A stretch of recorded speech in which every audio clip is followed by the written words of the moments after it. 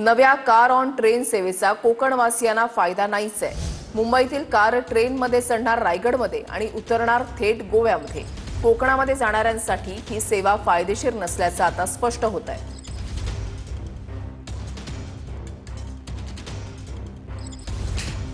थेट कोकणात येता येणार ही कोकण रेल्वेची सेवा पुन्हा एकदा वादात ठरण्याची शक्यता आहे।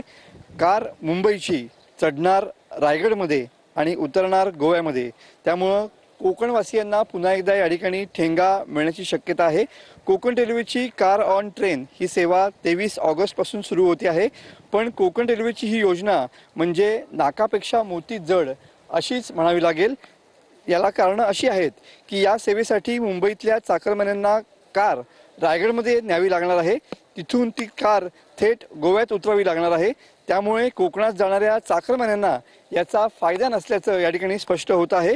कोकणात येणाऱ्या कारचा प्रवासचा खर्च जो आहे तो 5 ते 6 हजार रुपये येऊ शकतो। तर या रोरो कार सेवेसाठी तब्बल जीएसटी सकट 60,875 रुपये मोजावे लागणार आहेत। कॅमेरामन समित गजनेसह मी मनोज लेले, TV9 मराठी, रत्नागिरी।